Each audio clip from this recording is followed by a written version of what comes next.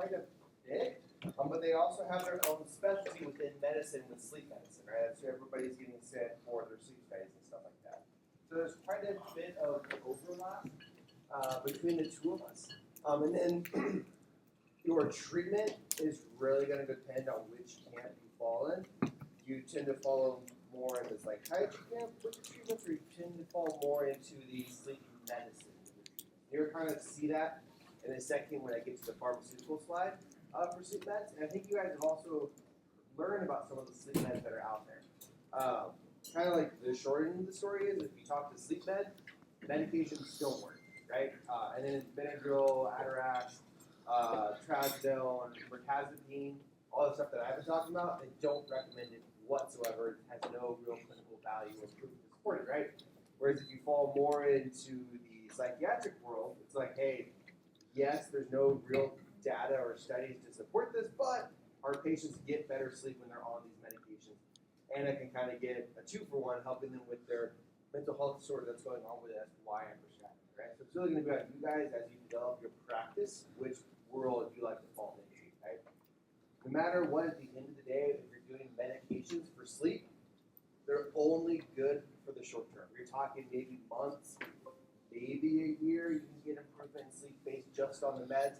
After that, the body's gotten a tolerance, and it's not really doing anything. It's just kind of like your emotional support pill at that point, right? So kind of keep that in mind when you're going through it. So this is kind of like quick definitions of when we're talking through these.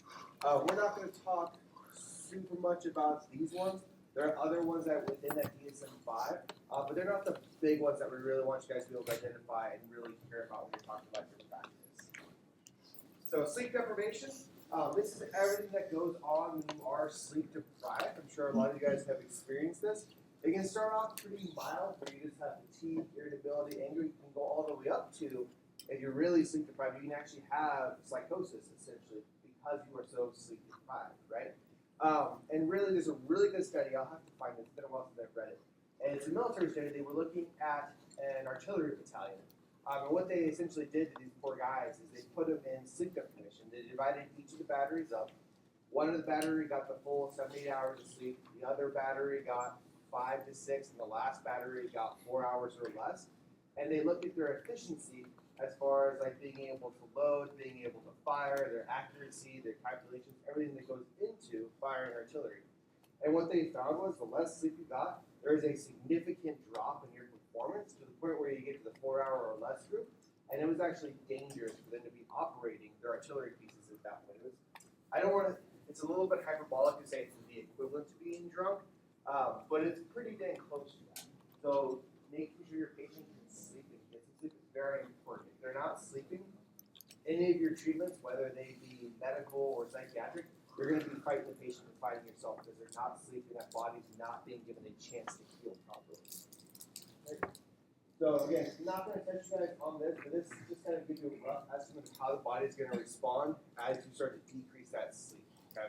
And you can see it can kind of get pretty detrimental there towards the end of it. The last thing you want is one of your gunners who's not sleeping at all to be on a gun trying to engage in it. Right? It's kind of dangerous at that point.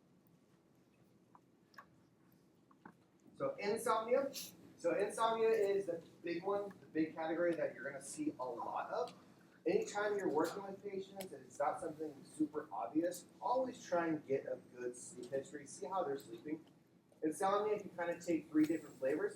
So the first one is onset, so they just can't fall asleep, right? Next one is sleep maintenance, that's they're waking up multiple times throughout the night, and then they can't go back to sleep. It's normal for us to wake up and have to use the restroom or do a quick check or something like that, but you should be able to fall asleep within about 10 to 15 minutes. If it's taking you 30 minutes to 60 minutes in between your wake-ups to go back to sleep, that's now insomnia, right? And last one is kind of like your early wake-up, so you're waking up 2 to 3 hours before your alarm. That's your other form of insomnia.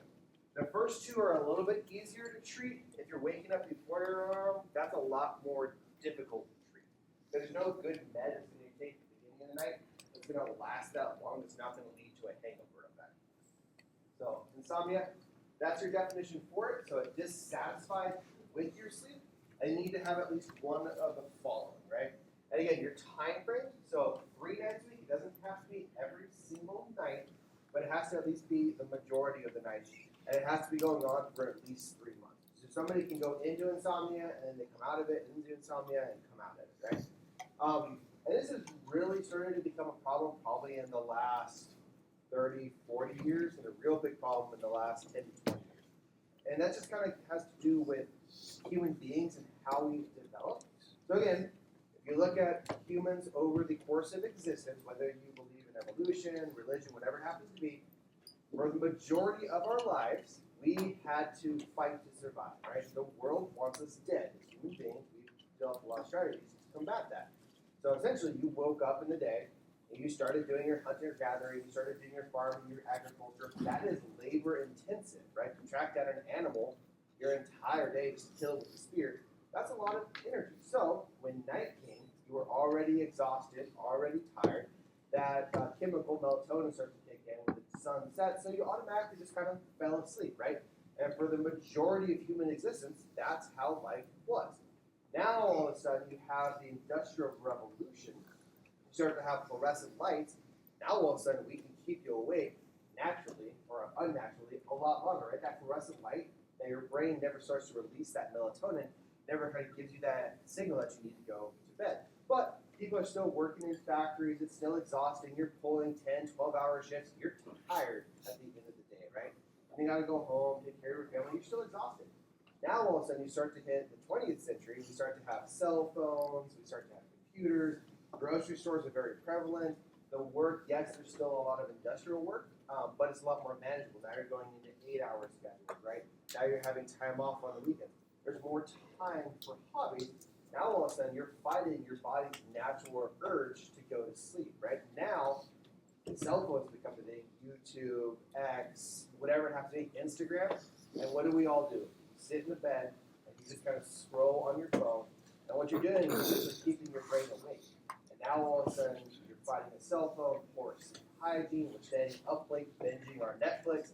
That's all detrimental to your sleep. Your body was not designed to do that. That's only been within the last, 20 years?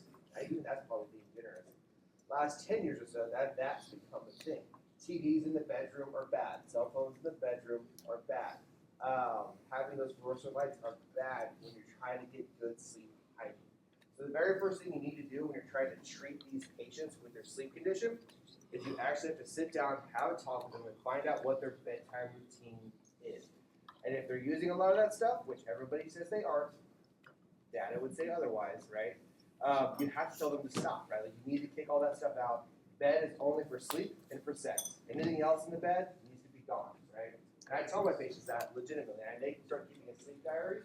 We will sit down and we will go through their sleep diary and find trends that are making them stay awake. You have to take all that into account when you're messing around with sleep. That's your pink box for the insomnia disorders. And again, going through there.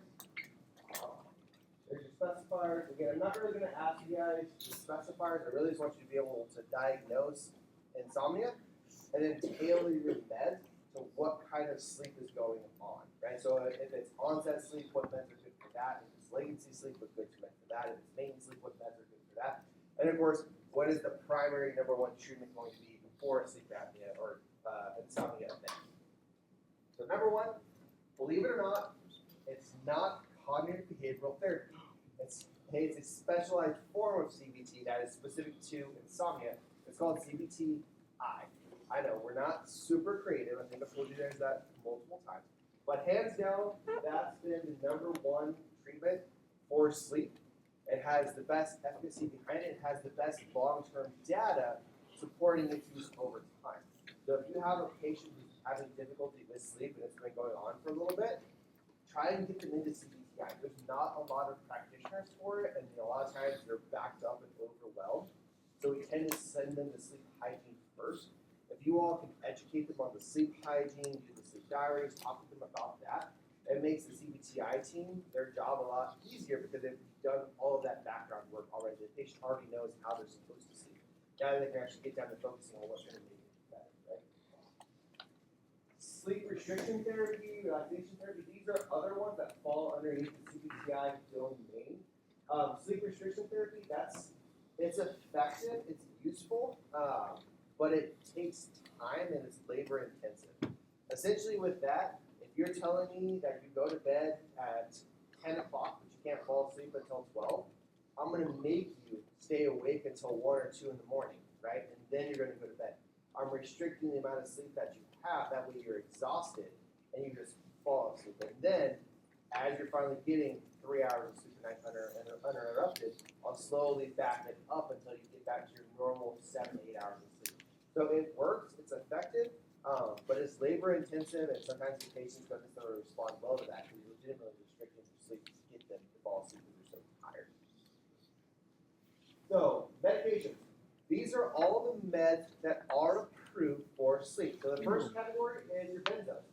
These benzos are different from the ones you guys are normally used to, so don't ever get them confused. These ones tend to last a lot longer. They have a longer half-life, and they are FDA approved specifically for sleep. I have never prescribed one of these, right? I know they're out there. They exist. I have not run into a provider yet who has prescribed them because we don't really recommend using benzodiazepines for sleep. They have a high abuse potential. They tend to cause a lot of cognitive dysfunction in that person as they're either going to sleep or waking up. They have a really bad hangover effect, but they're out there. And I can see a situation if you're dealing with somebody who's at 96 hours and they just need to sleep. It's very situational in that scenario. It might be useful to have those. So just be aware that they're out there. You guys will probably get tested on them on the PANS, the PAN-ELA, on my test, but we don't necessarily recommend them on the clinical side. Next up, the Z drugs. So, again, we're not super creative. So these are non-benzodiazepine receptor agonists. We're super creative with the name. Essentially, they act on the exact same receptor, but they're not benzos. That's all that is saying. And again, they have a lot of the similar side effect profile, but they don't necessarily have that addictive property, and it's not as severe when we're talking about those benzodiazepines. These drugs work. Probably about 20 years ago, this was like the mainstay of treatment. Everybody got Ambien. Everybody got Lumesta, right? And everybody used them, and they work, but again, it's such a short half-life, all of a sudden you start to become dependent on it for your sleep. And now it becomes a problem. It also makes you non-deployable. I can't deploy you while you're on Ambien, right? It's something you shouldn't be deployed on it. I see looks. So there's a difference. Once you're in country, that's different, right? Now I'm using it situationally. If you're on it and I'm deploying you, now you're not supposed to. Does that make sense? Yeah.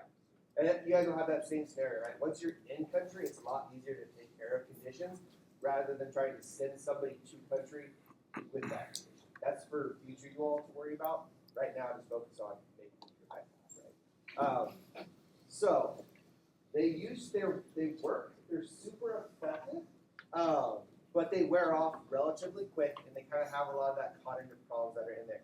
The way I kind of approach Ambien is if I can catch, or any of the Z drugs, if I can catch somebody early enough, and let's say they just got back, they might be going through a really rough patch, right? Or they're detoxing from alcohol, or there's some sort of scenario that is causing a lot of their insomnia, and it's early enough, just to get them back on a regular sleep cycle, I'll give them like a month, maybe 2 months of the Z drug, just so they can get control of it. And then I'm just telling them, like, hey, no, that's it. We're only doing a month to 2 months. You're not getting any refills on that. Long-term data does not support its use, right? And that's how we'll approach that, because that can reset their sleep before it becomes chronic insomnia. The other way I'll use these drugs is if somebody has been dealing with insomnia for years and their CPAP, their sleep studies come back negative, we've tried hydrogen, we've tried all this stuff and everything's failed. Well, in that scenario, it's kind of like my last shot where I'll say, you know what? Everything else has failed. Let's give a month of Ambien. Let's see what happens, right? Let's see if we can just knock you out of your funk, reset your sleep cycle, and get you back on a normal track. But I'm not using it long term. I'm only using it in very short spurts, telling them, hey, you're not going to have refills, right? Next, when you're talking about your ambience, pay attention to the hours of onset, or the half-life.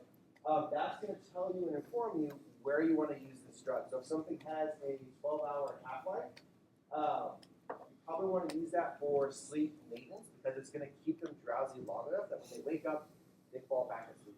If it has a pretty short half-life where it's only maybe a couple hours, those scenarios, you use it more for the onset because it's going to knock them out, help them fall asleep quickly, and then they'll stay asleep throughout the rest of the night. That's what they're struggling with, right?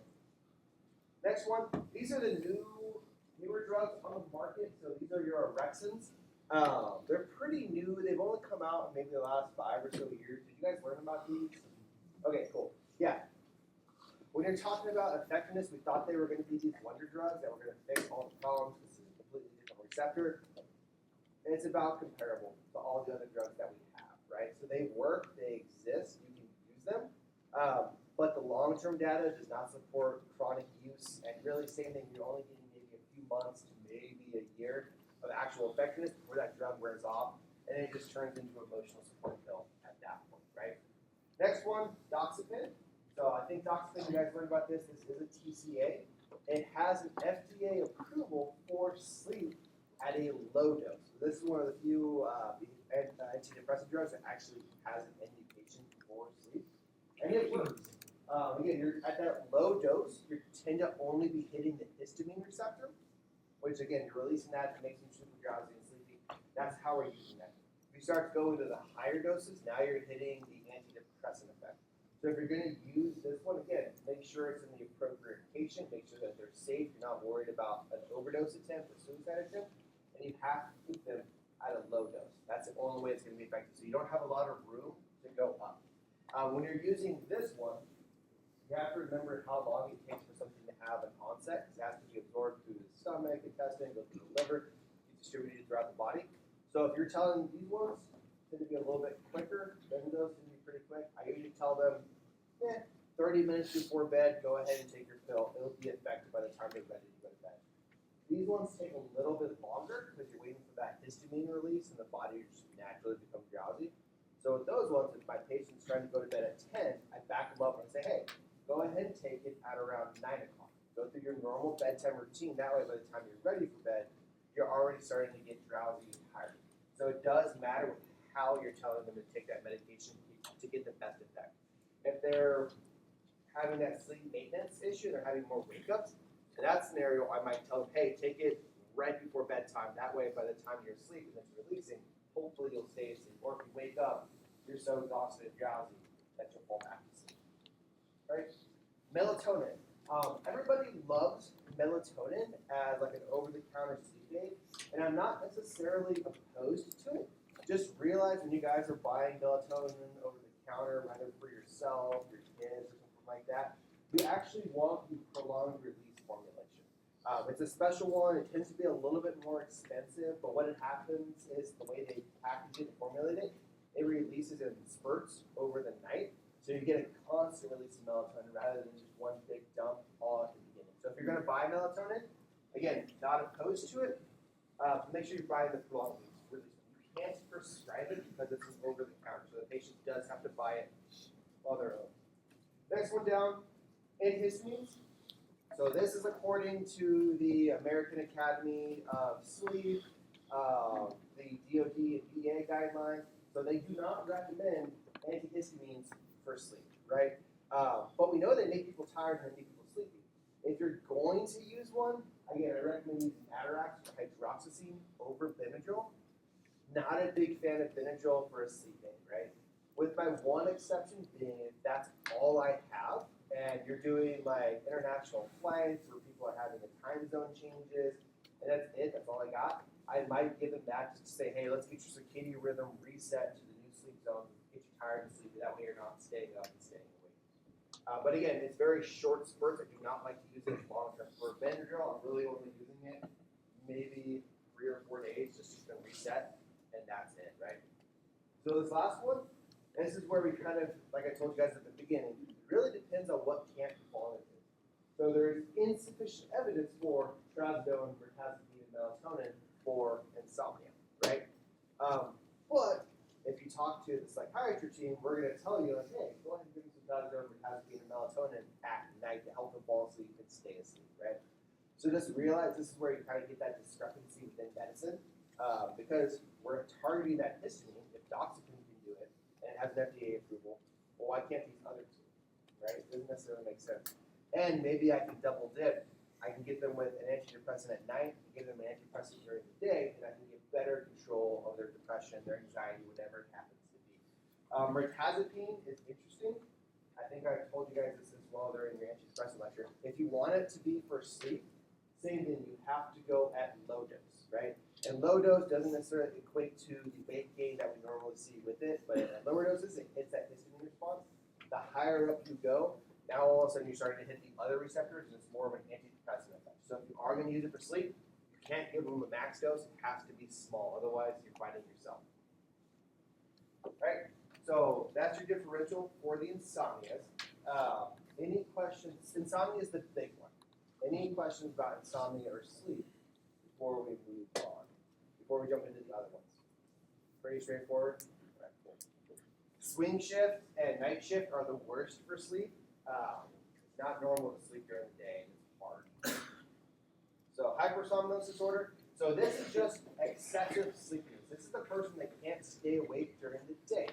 It's very similar to narcolepsy, right? Which is where you just walk around all of a sudden, you fall asleep for no reason. But there's a big difference between the two, and we'll come to that when we're talking about the narcolepsy slide.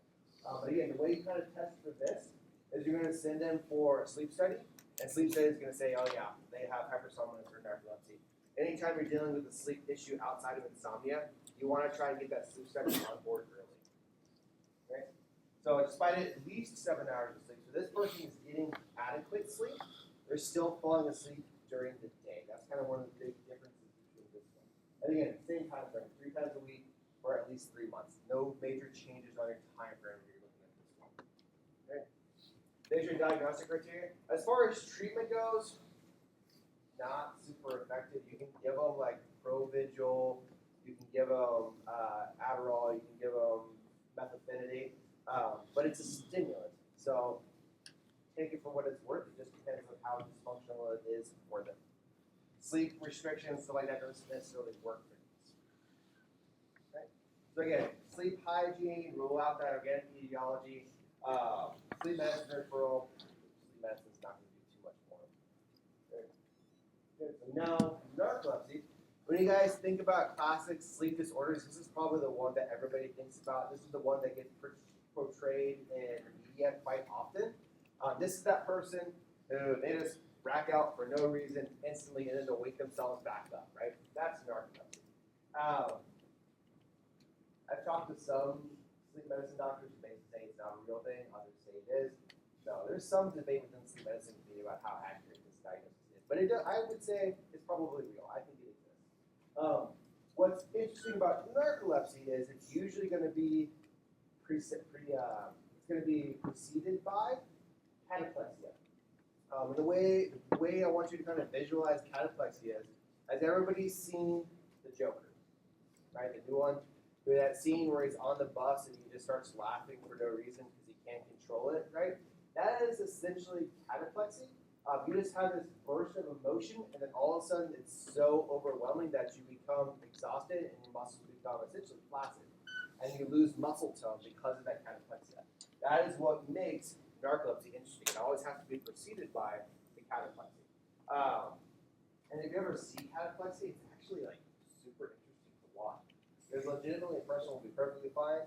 All of a sudden they'll be happy or they'll have a really strong emotion, and then all of a sudden nothing. Stop continuing, right? Super cool.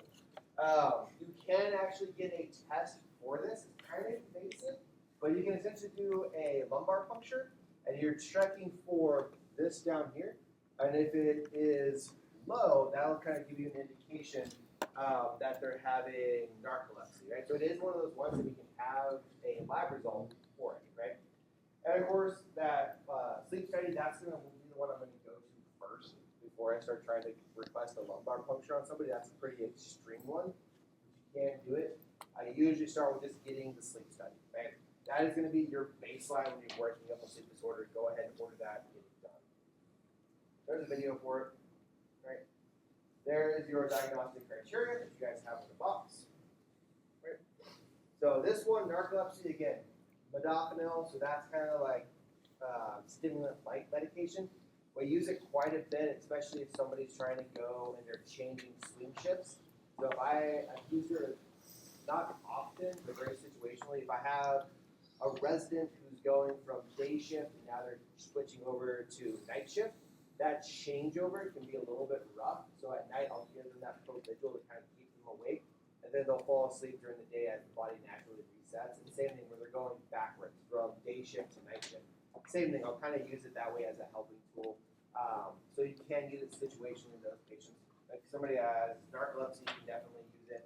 But again, just realize it's essentially giving them a stimulant to keep them awake. That's all you're doing. So antidepressants, the augmentations.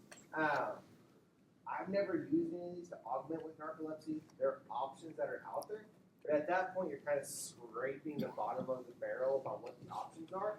If you're starting having to reach into this, I would probably go over to sleep medicine or psych and have them try and get involved. Because again, now you're kind of just reaching in the grab bag to find something that's going to work. The next one, sleep apnea, right? This one, I would argue it's probably less of a psychiatric condition, but it does fall within the DSM-5. In the military, everybody loves to get this diagnosis because it used to be tied in with a bunch of money. They've reduced that, so it's not as much, but everybody still wants to get their sleep study before they retire, before they separate. You can fight it or not, it's up to you as a provider, right? Sleep apnea is interesting because when you do that sleep test, really what it comes down to is the amount of apneic and hypopneic events that you have. That's really what we're using to count that, right? And you're actually going to get a number back on your sleep report, and either you have it or you don't. There is no in between. That's why I used to fight it and be like, no, we want to go through all the steps and worry about your sleep. But if you're having a lot of the risk factors and you're just thinking like, this guy just wants a sleep study, I'll just go ahead and order it and knock it out. I'll save my life for something else. Because, again, when I'm doing the test, based on this, you either have it or you don't, and then that argument can be over, right? If you have it, treatment is pretty straightforward. We're going to use CPAP or BiPAP. That's where it starts to become a problem, is actually trying to get treatment if you have it. It causes a lot of problems. There is a really good, I need to add that in here for next class. There's a really good criteria. So there's some good screeners for your sleep. So if you're working with insomnia, the ISI, just kind of a little nugget for you all when you get out and practice. That brings in mind that you work with for insomnia. Use that. It's basically a sleep inventory that examines how much insomnia somebody has, how likely they have it.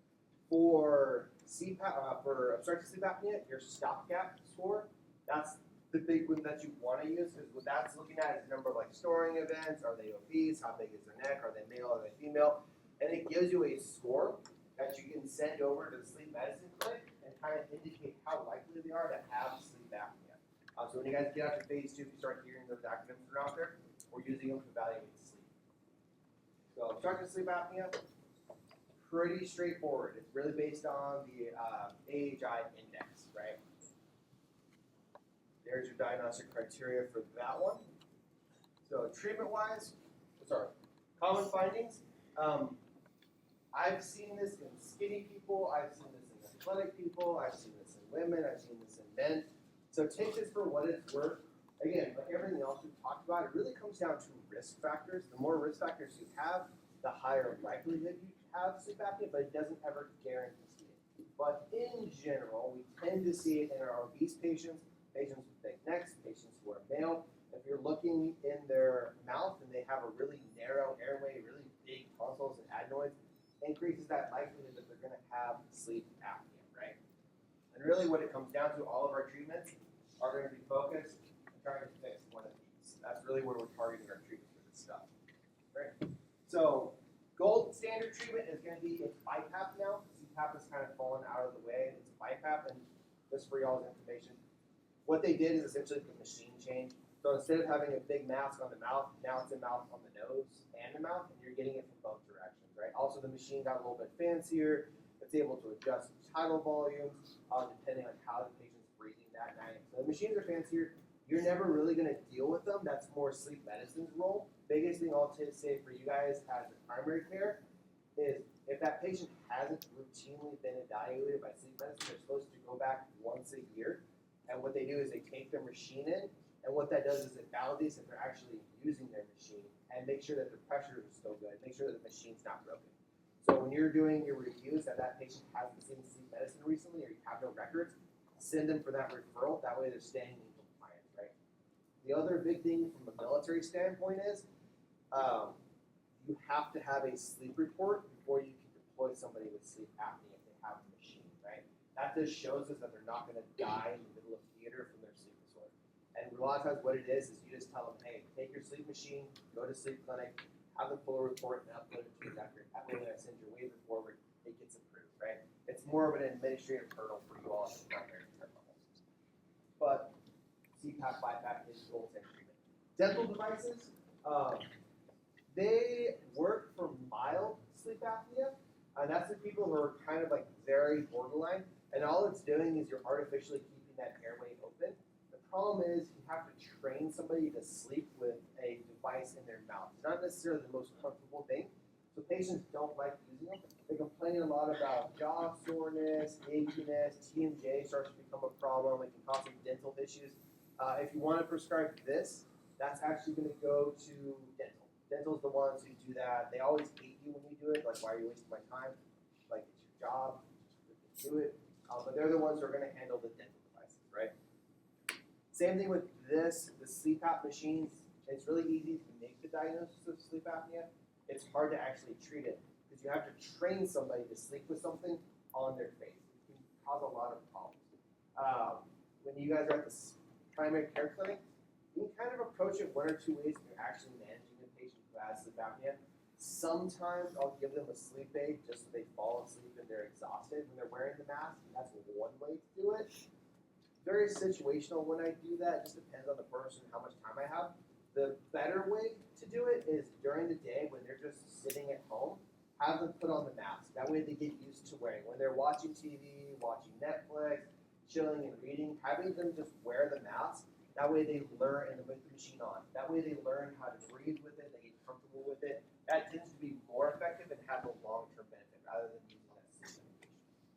Losing weight, again, we always want everybody to lose weight. If they're overweight, that's a pretty standard treatment across medicine. Obviously, if they use tobacco products, smoking, we want them to stop. This also includes vaping. There's a lot of newer stuff that's coming out about the long-term effects from vaping, and it's not looking super positive as vaping a good alternative. Right? Avoid sleeping supine. So if we can just do modifications in bed with how they sleep, sometimes we get improvement. That's just a little bit harder. Essentially what you do is you have them sleep on their side and you use a pillow to essentially wedge them in place so that they don't turn. And then kind of lastly, if all else fails, you can send them to ENT. And ENT will do a surgical eval. ENT will say yes because the surgeon loves to cut. And then they will do an OPPP. Don't ask me to pronounce it, it's crazy. And essentially they just open up the airway surgically. They remove the tonsils, remove the adenoids, they just kind of clear it out. Essentially the idea being you have a bigger airway, you can breathe better.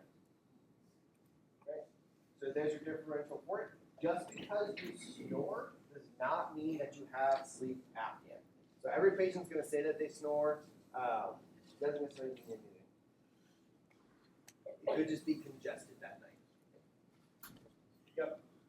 So are you seeing use of like the, like I keep hearing things about like sleep apnea and devices? Is that? So actually, that's a good question.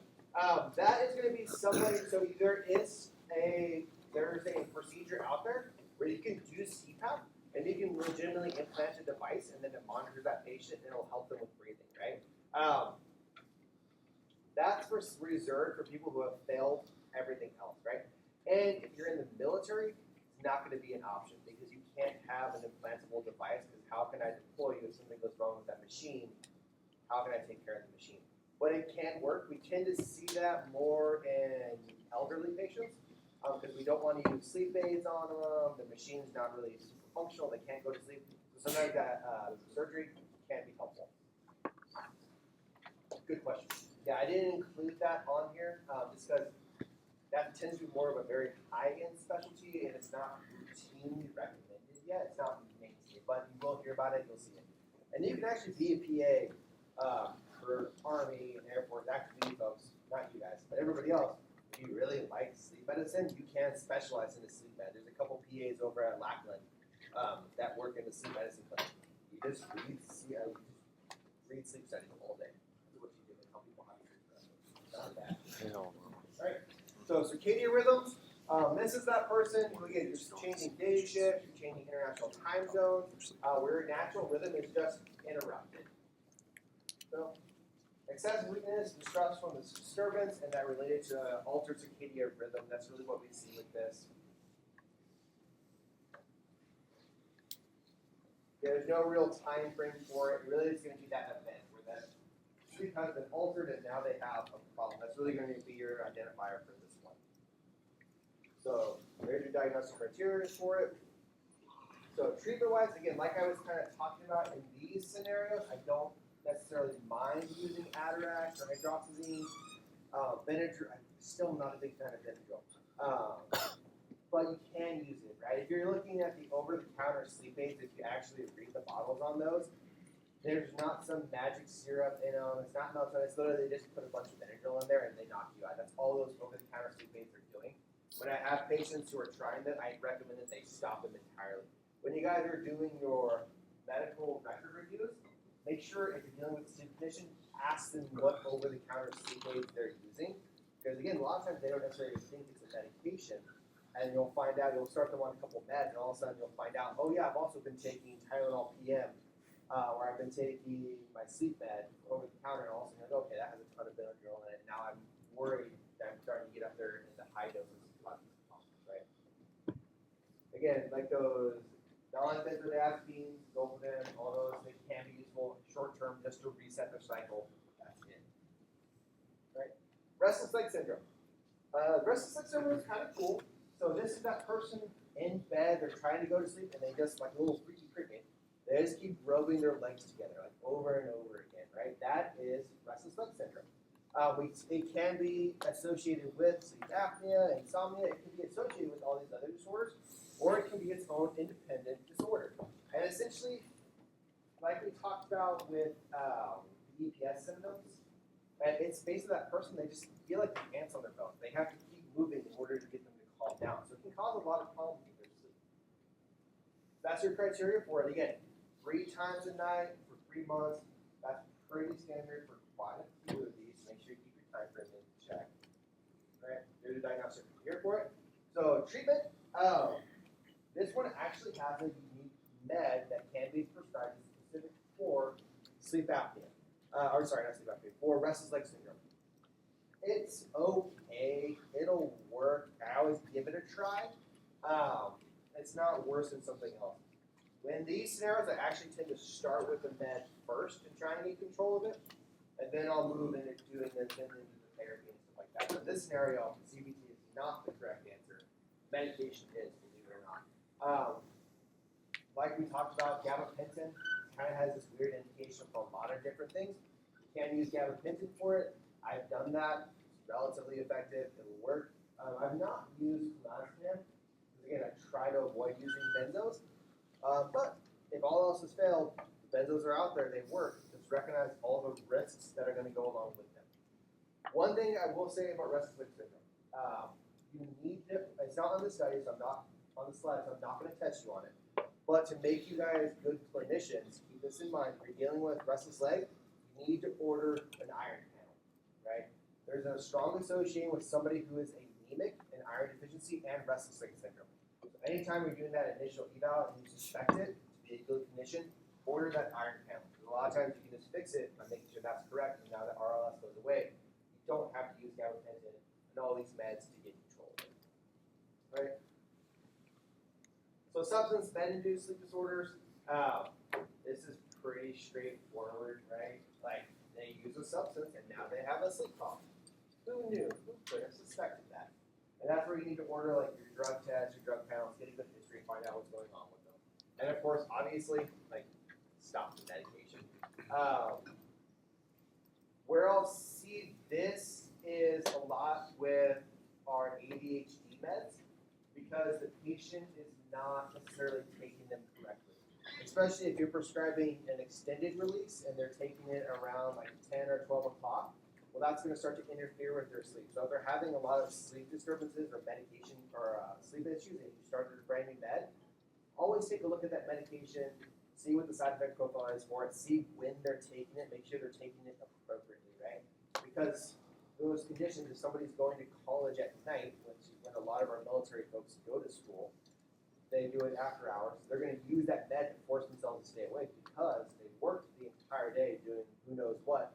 They're trying to go to college. They're going to artificially keep themselves awake. Now you're running into insomnia. Always kind of check those meds. You'll see it a lot on the inpatient side as well. Patients where we prescribe meds that they didn't know were causing sleep problems. So if you're doing on the inpatient side and all of a sudden your patient's not sleeping super well, always do that quick med check on your medications and see what you're using because some of them can cause that insomnia. Right? So there you go. There's your stop thing. Again, I'm not going to expect you guys to memorize this. Just realize if you're out there actually evaluating patients, this is the form you want to use for sleep apnea. Epworth sleep scale, that's okay. But I try and gather as much data as I can when I'm working up a sleep condition. Any questions about sleep? Once, twice, 3 times. All right, cool. Take a break, and we'll start the somatic. 60 slides. 60 slides. Left. No.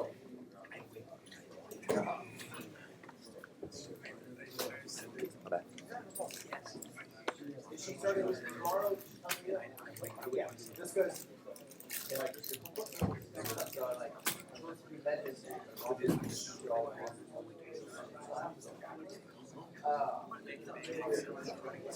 you guys.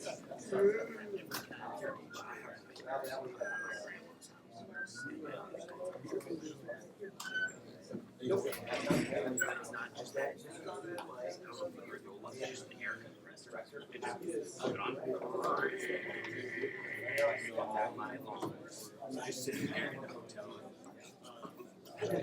Or like going to my grandma's house like here at 3. No, I've never go in and just wake up. I think I've just things slammed in their face. Oh, it's my night. And sometimes I think, holy crap, I'm getting sick now. It's clothing. I'd rather just take the pills and not have to go that. Just take it. So, one is your much right? And it's been going on for years. That's right, so you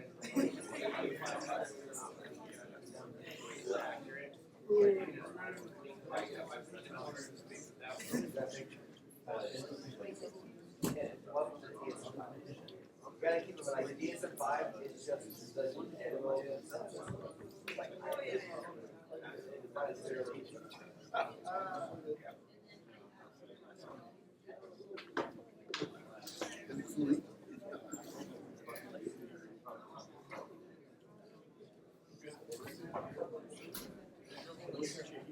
Huh?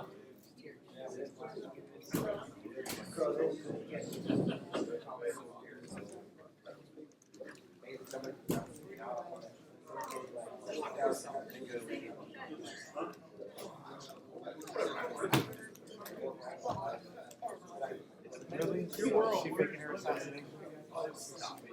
Doesn't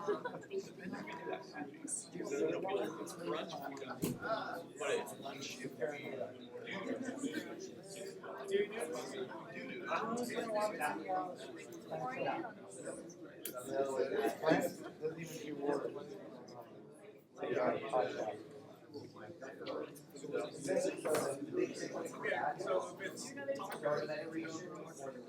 How close they are. I'm gonna come on by like same apps.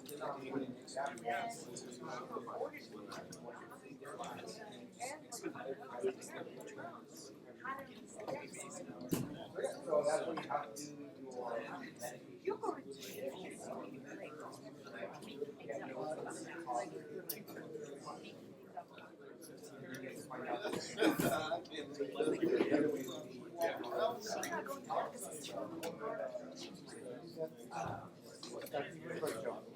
I would go to jail if I said someone tried to assassinate me. If I said like he's trying to assassinate me. I know some broke it off.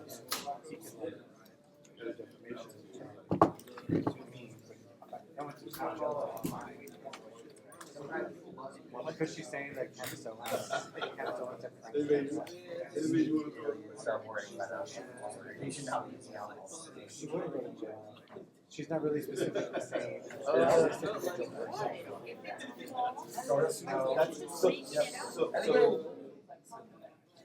so your psychiatrist In the sense, very subjective. If you report If she something said to the that FBI was- that you know is not true. oh, that should happen all the time. So you can report anything to the FBI, and then they investigate it, and it comes back like it's nothing happening, it's nothing happening. Now, if you're doing it in a specific way to gain something, that's different. But then in her case, because it's international, it's like, which country would you try to go? Like in the U.S., it's not a try. You would have to have like somewhere. You would have to have whoever you're accusing in France for them to charge you either. That's only the overseas. Yeah, clearly. If they're doing it in France, where do you go, or would they even put extradition on it? Like, they should all know. Like, Long story short, I guess.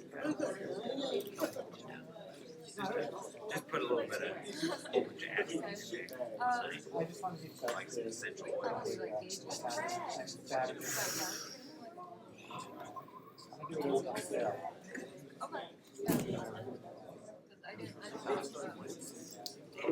He told me last Monday. Don't tell me this is not like that's the. I don't think Florida. I just think like. I just think this is like random flip. It's You like bag and stuff? I love bag and stuff. Yeah, that's all. I mean, how long is it gonna take? Ready for you, baby. I'm wearing this in house. I'm not going to. Oh, this Like, is. this is the other thing too. I like that one better. I thought it was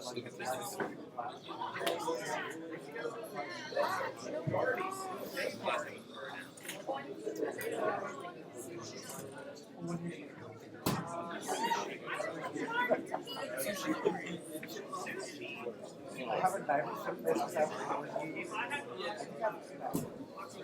Yeah, I was already set with. all through the house. Very, very different.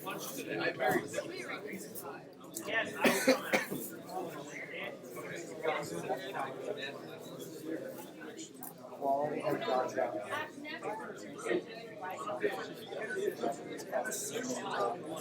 Sushi burrito.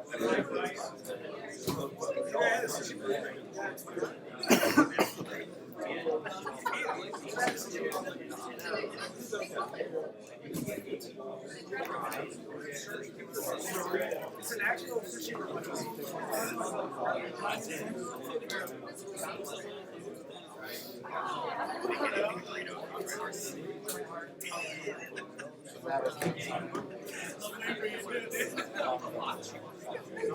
Basically, it was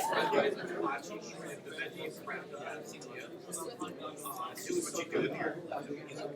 I made it at home actually. Yeah.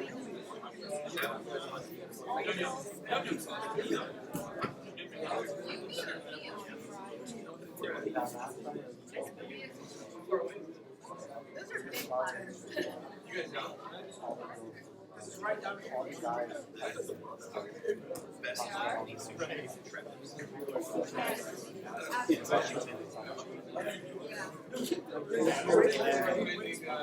A place in Washington.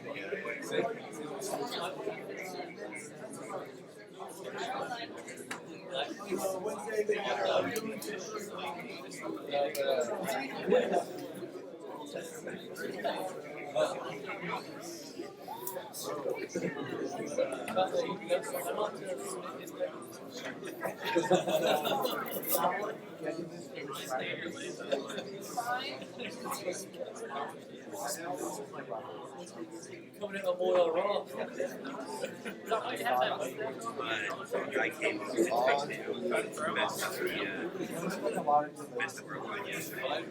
Yeah, it's because no, it's because of the real stop because of so they had a on the takeoff when the engine flew up.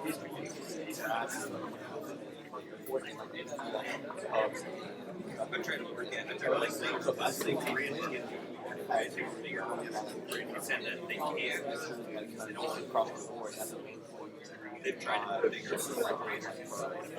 They said that's all like shipping on these things. I mean, it's not actually trying to figure out the issues. and they've tried to like send you know,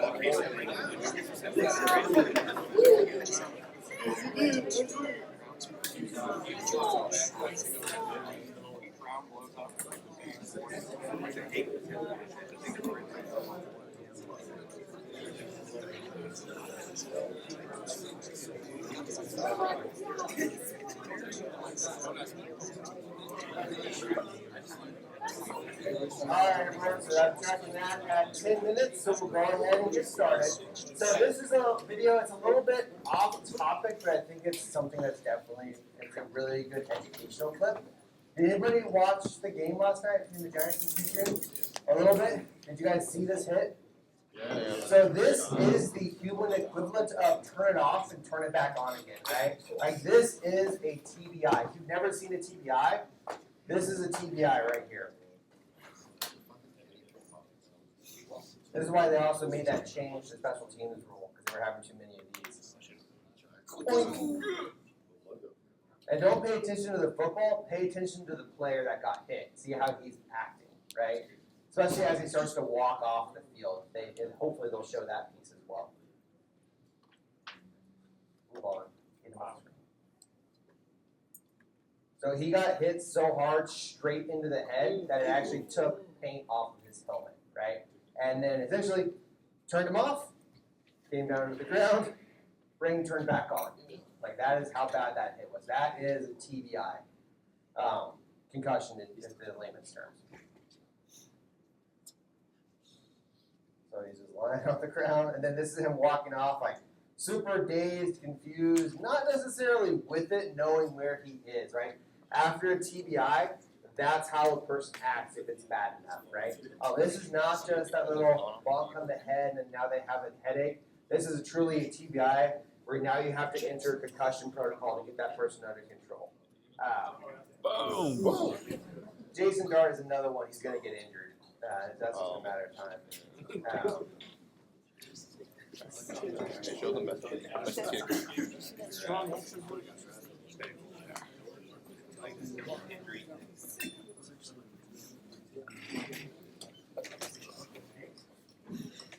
I barely won last night. I had two players in play.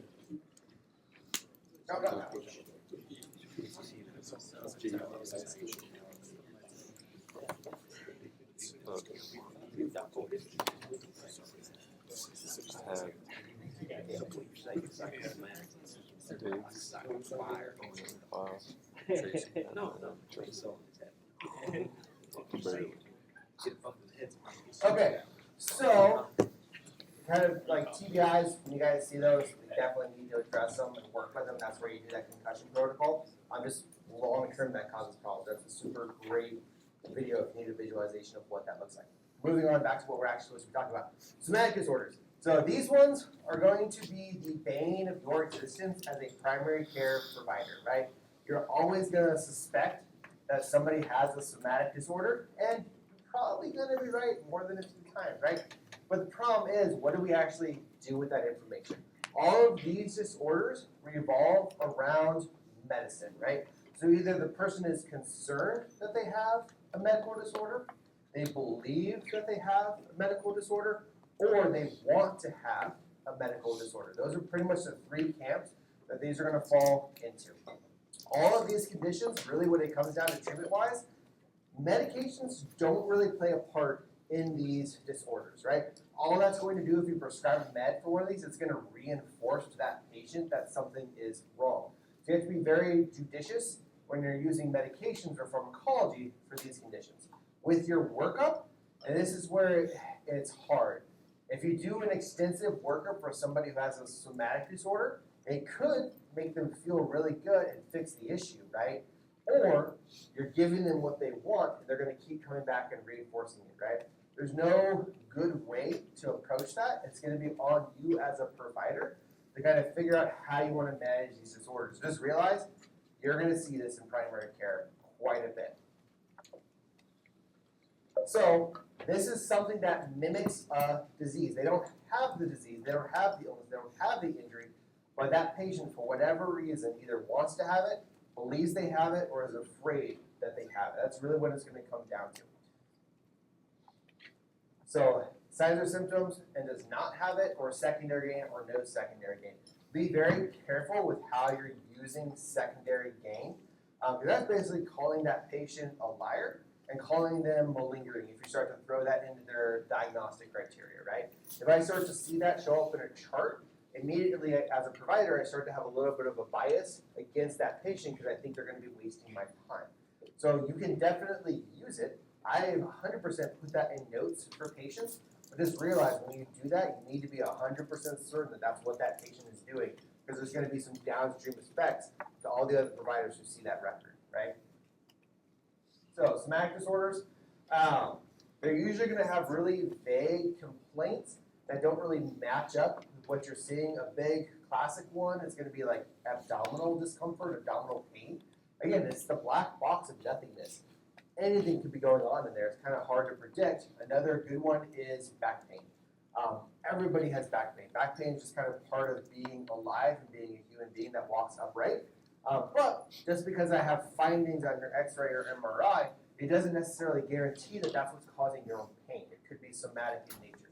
That's why at a certain point, yes, back pain starts off as an orthopedic concern, but after a certain time frame, it gets punched over to psychiatry and pain management for us to deal with. Doctor shopping. Doctor shopping is less of a concern in military medicine just because there's a finite number of providers that you're allowed to see. In civilian medicine, doctor shopping can definitely be a problem. That's the person who's jumping from provider to provider to just get different treatments, different evaluations. Sometimes you'll see this with pill shopping. So something to be concerned about and check for. A lot of times states will have a database that you can go in and review. So whatever state you're practicing in, you need to pay attention to what their reporting websites are, especially if you're concerned about a pill shopping. Again, remember your time frame. So this one is going to be greater than 6 months. It's kind of like the cutoff when we're talking about our somatic disorders. And there's your criteria for somatic. So with somatic, the way to think about this one is that they're having a musculoskeletal or an illness complaint. It's not neurologic. And that will come into play when we talk about one of the other conditions. So when you're asking them about what's going on, find out what their symptoms are. If it tends to be a medical complaint, musculoskeletal complaint, it's going to fall, and they're having signs or symptoms, it's going to fall in the somatic category, right? So keep that in mind. There's your diagnostic criteria for that one. So again, you always want to rule out organic etiology, but just be careful when you're doing these big workups because it can reinforce that something else is going on. All right. So treatment, again, we want to avoid medications. We don't necessarily want to gum up the system of therapy with these patients. Try and get them that social support, that peer support, let them know like, hey, you're going to be fine, reinforce that they're okay, and try and let them know like you don't need to come back and see me. It's okay when that works, it's hard, right? There's your treatment options for this one. Biggest thing for you as a provider is you have to hold that patient accountable when you come up with your treatment plan. So if you have a set treatment plan for these patients and they're trying to violate that treatment plan, you have to hold them to it. It has to be a realistic treatment plan. It can't be like you never see me for a year at a time. That's not realistic. Where this person is coming in every single week, you need to put in place like, hey, we're only going to see you once a month. That is it. If you see us more than that, we're going to cancel your appointments. We're going to make sure that you're safe. Then we're going to cancel that appointment, right? Because even your sick call rangers, maybe you get sick just like everybody else. But reinforce that treatment plan. Medications, again, we don't like using medications in patients, what am I treating? Something. I don't know. I guess I can give them a sugar pill or a Smartie. I used to do that with the elderly folks when I was a CNA. It works. It makes them feel good. Right? So now, illness anxiety disorder. This one's different. So somatic disorder, they have signs or symptoms, musculoskeletal or medical in nature. Illness anxiety disorder, they have a fear or anxiety about being sick. So they don't necessarily have signs or symptoms, but they're worried about something that's going on with their body, and they want you to do the workup to make them feel okay. That's kind of the dividing line between these two. This used to be hypochondriacs, right? So that person who's always coming in and always seeing, or they always think something's wrong, they always think that they're dying. This is the person who's been at home researching WebMD, and then they find all the signs and symptoms for cancer, and then they immediately think they have cancer. That is illness anxiety disorder, right? For you all, once you graduate, as you start to get more into the medical studies, some of you guys start to fall into this trap where you find out all these signs and symptoms, all these cool conditions. You're like, I think I have that. Oh my God, I need to get checked for that. Medical providers can sometimes be a little bit guilty of this, especially students. Every student thinks they have every disorder when they learn about it. I did the same thing. So with this one, remember, they do not have the signs or symptoms. That is your big definer between somatic and illness anxiety. That's how you're going to separate out the two. Again, 6 months is kind of like your cutoff for that. You still have to do your due diligence and make sure they don't have an actual pathology going on. But you have to be careful with when you're doing your workups. This is where having a really good physical exam can make or break you as a provider. Every patient is going to come in. Everybody wants an MRI. Everybody wants them. They think it's the end-all, be-all. There's some providers out there that are, I don't want to say less than reputable, but maybe a little bit on the high-end side, and they will push for patients to get full-body MRIs, right? There's not a lot of good data behind that, but patients are going to hear about it. They're going to see about it. They're getting advertised directly to it. They're going to come see you, and they're going to want that. And you have to be able to hold the line, still rule out something bad that's going on, and know when to have to do these special high-end studies. That's why you guys get paid the moderate bucks. I won't say big bucks, because that goes to the doctors, right? So there's your diagnostic criteria for that one. Again, that big divider, they don't have signs or symptoms. That's how you're separating it from somatic disorder, right? There's your virtual treatment. Nothing too crazy changes in here. It's still pretty standard. We're trying to avoid those medications. CBT, sure, set those healthy boundaries. Don't miss an actual pathology. So again, you have to do your due diligence. Just be careful with how extreme you get with that workup. Again, try and avoid medications because what are you treating? We're not quite sure. What I will tell you all with this, if you're worried about an anxiety disorder, make sure that they don't have like generalized anxiety disorder, social anxiety disorder, major depressive disorder, one of those other ones. Because those, a lot of times, they're just trying to get in and see a provider, and maybe they just don't want to talk or recognize that they have those conditions. Do your due diligence, screen for those, because those are medication therapy, 100% we can fix that. If it's strictly illness anxiety, hypochondria, we want to try and avoid those meds in those patients. Right? So now, conversion disorder. So remember I said somatic disorder is a musculoskeletal or an illness. Illness anxiety disorder is no real signs or symptoms.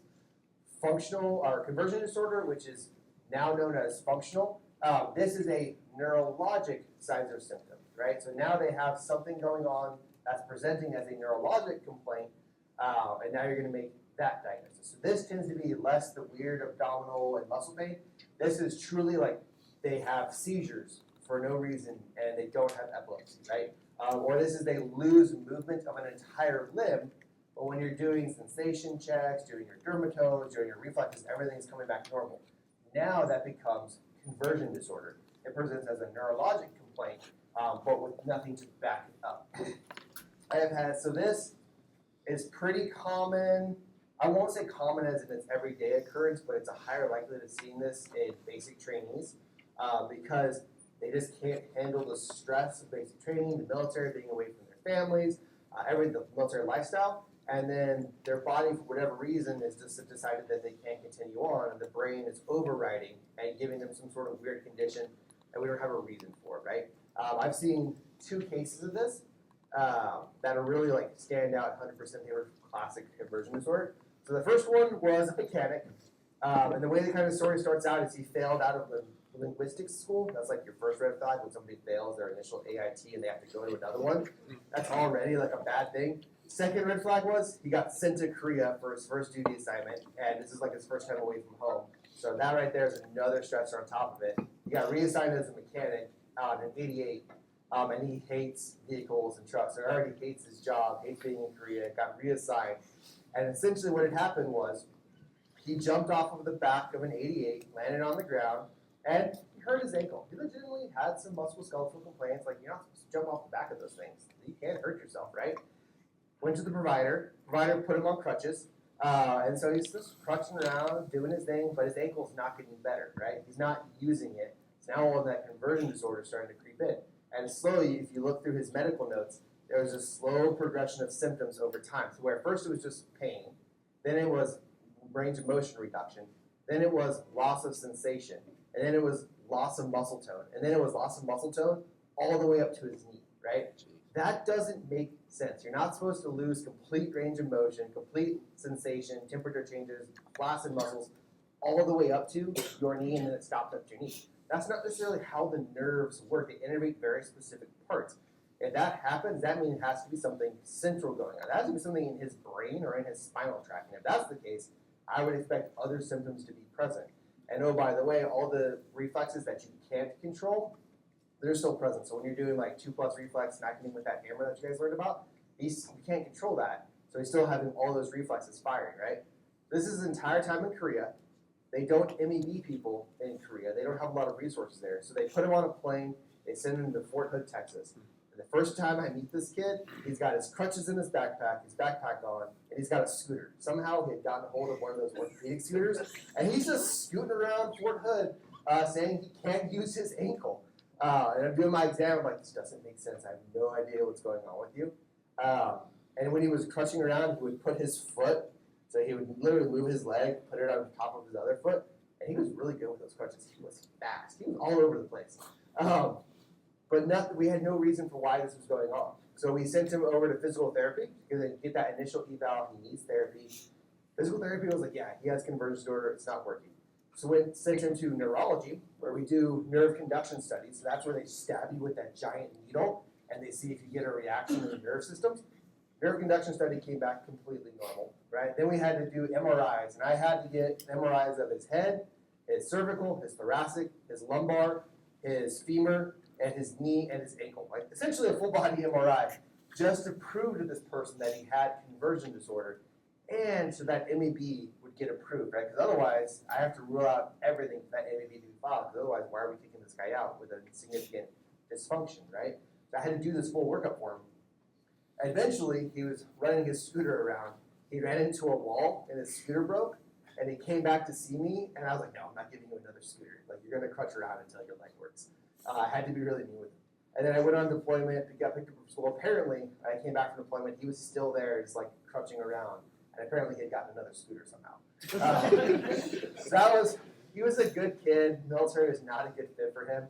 I submitted him for his MEB, but I think they kicked it back because they still wanted more MRIs of this guy. And that was the last I heard of him. The other one was an Air Force person. And this was another conversion disorder. This person had seizures. But the seizures never occurred in front of somebody. So it was always like in the parking lot, she would have a seizure, then she would go to the ER in like this post-ictal state, or she'd be at work, everybody would leave the room and she'd have a seizure and people would come back in and she'd get on the floor. So they had to do a full workup on her because again, why is this person having seizures? We need to figure out what's going on. Multiple EEG studies, they all came back normal, but she was still having them. And it came to the point where what they'll do is if you're reevaluating for a conversion disorder or pseudo seizures, they will literally put you on camera for 24 hours, and they just record it, and then they'll play it back to see if you have a seizure while on camera. That's like the final study for that. And during that time when she was getting that 24-hour eval, she would like disappear to go to the kitchen or the restroom, and then she'd have a seizure, and she'd hit the button to record it, but there's like nothing on camera to support that, right? So again, we have all of this data, this extensive workup, because I have to make sure that they're safe, but I don't have any sort of reason for that. When you're dealing with a conversion disorder, the number one thing that you can do is you have to reinforce to that patient and be upfront and honest with them. Like, hey, and this is where it's hard. You have to be empathetic. I understand you're having a hard time. I understand that this condition is going on and it's frustrating for you. But based on all of these studies that we have done, I think that you have this disorder, right? And this is what we're going to do about it. You have to tell them nicely that there's nothing wrong with them. And that is a very hard conversation to have with a patient, especially because in their mind, something is wrong. They're having a neurologic dysfunction. They can see it. They're experiencing it. And you as a provider and outside source can tell them, yeah, nothing's wrong. You're just crazy, right? It's a hard conversation to have, but you have to have it. Yep. So this is different from adjustment disorder. Correct. Because of sinus? Correct, right? So now I'm having a neurologic dysfunction, so now it becomes conversion disorder. I'm actually having the body, a physical exam finding that I don't have a reason for. Does that make sense? Yeah. The other ones, you can have pain, you can have aches, but it's never developed to the point where you can't use a limb or you're having seizures or something like that. And again, this is where I'm telling you guys a little bit of a lie, because I'm telling you only have one condition at a time. It's very common when you're actually out in practice. We see a lot of dual diagnosis where I'll stack them on top of each other, right? But that's future y'all's problem. We don't need to worry about that right now. PANCE is not going to test you and expect you to know dual diagnosis. That's a higher level stuff. Does that make sense? Okay. So again, when you're looking through this stuff, the way you break them down into 3 buckets. So very first one, somatic. So I'm having some sort of musculoskeletal or medical illness that's presenting itself, right? I'm not having a neurologic dysfunction. Illness, anxiety disorder, I have a fear of being sick. I have a fear of the injury, but I don't necessarily have it. Somatic disorder is a neurologic deficit, so something's going on with the muscle tone, seizures, something along those lines, and I don't have a reason for it. That's how you're going to break those 3 down. Right? So and that's everything that can show up. Again, I've kind of hit a couple of those just with the stories that I was having. Right? Gotta love Ricky Bobby. It's a great example. Like if you had to think of like one of the media, that movie right there where he stabbed himself with a knife and he thinks he's wheelchair bound, that's a pretty good example for that, right? So I need to have at least one of the fun. Again, this is something that you normally have control over, and now you've lost function in that, okay? And again, the new name for it, so if you're looking through the DSM-5, it's actually going to be called functional neurologic symptom disorder. A lot of times in common parlance, just because that's a mouthful to say, we still use conversion disorder. So you might see both in the notes. You might see both on the test because they're used interchangeably. But when you're actually making the official diagnosis in the diagnostic code, this is the one that you actually want to use that's in there, right? And that kind of makes it very precise that, hey, this is a neurologic deficit rather than somatic or illness anxiety. We'll probably talk about malingering a little bit more. We've hit on it a couple times. We love to say somebody's malingering. It's very difficult to prove, right? It's not in the DSM-5 as an actual known diagnosis.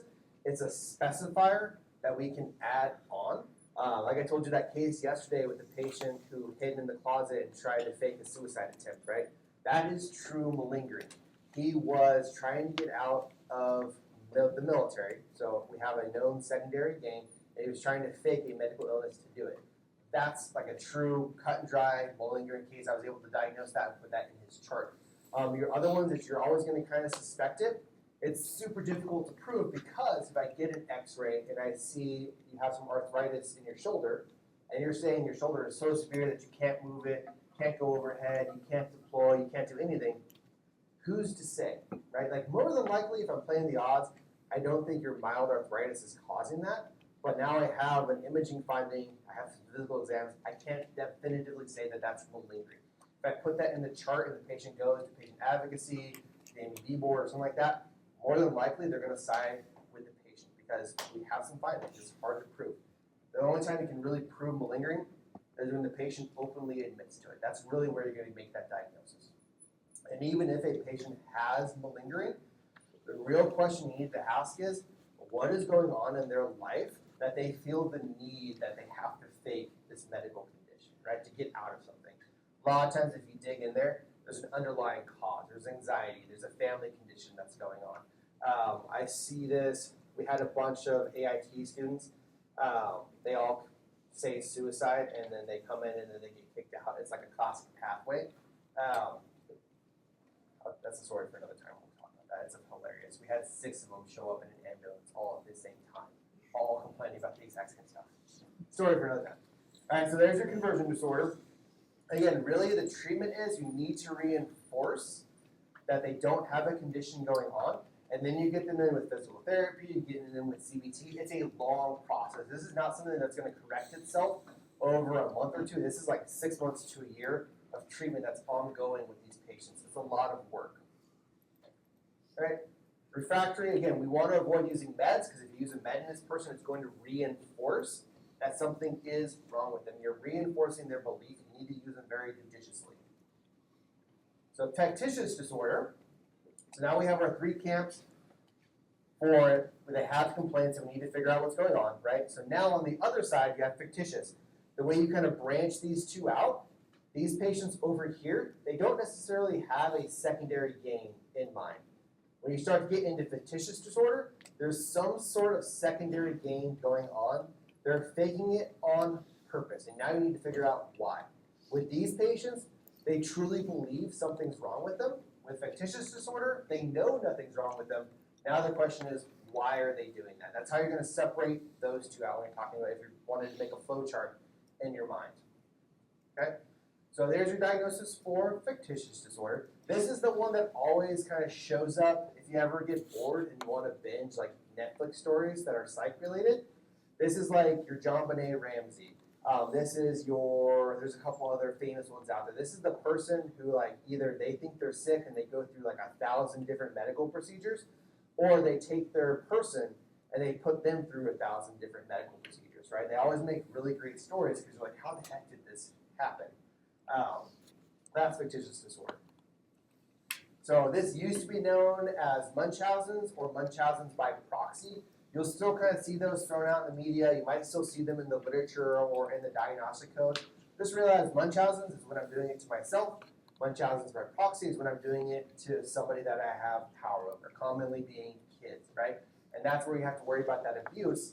That does border on abuse. You're putting somebody into a lot of medical procedures for no real reason. Interestingly enough, when we're talking about fictitious disorder, we see this a lot in medical providers.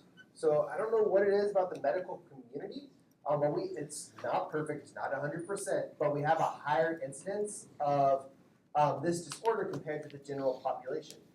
What they think is that people are getting into medicine, they want to be seen in that sick role, and this is how they're doing it, is they know how to play the game, they know all the procedures that go into medicine, they're more likely to get away with it.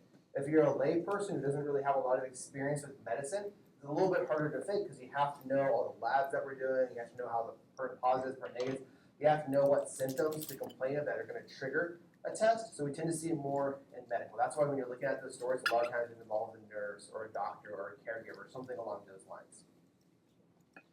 So again, that's, I think, John Benet Ramsey, pretty sure. I don't remember off the top of my head. Don't quote me on that. That was the other. What's that? No. Was it John Benet? There's another one. She just got released out of prison. Gypsy Rose. There you go. Sorry, I'm getting my murders mixed up. Sorry. My bad. Getting my murders mixed up. So Gypsy Rose, she killed her mom. Sorry, I apologize, y'all. I apologize. I'm getting my psychopaths and my murderers mixed up. I will work on it. You guys can put that in the intercourse reviews. Didn't know his psychopaths. I'm sorry. I should do better. Right? But yeah, so essentially that's what was happening in that story is the mom was putting her through a bunch of different medical procedures. And finally she just got fed up with it, right? There's another one out there that involves, I don't remember her name, but it's a nurse and she's Polish. And essentially they took away the kid and she hung herself at the end of it, right? And again, it wasn't clear cut that it was fictitious disorder. The medical community was pretty sure, but it wasn't 100% everybody was on board with this, so there was a lot of confusion with that. So you have to be careful if you're going to diagnose fictitious disorder, because again, it comes with a lot of biases along with it, right? With this one, it's personal gain, so that's how you're going to divide out the two, right? So with fictitious disorder, are they doing it because they want to be sick, or are they doing it for that secondary gain?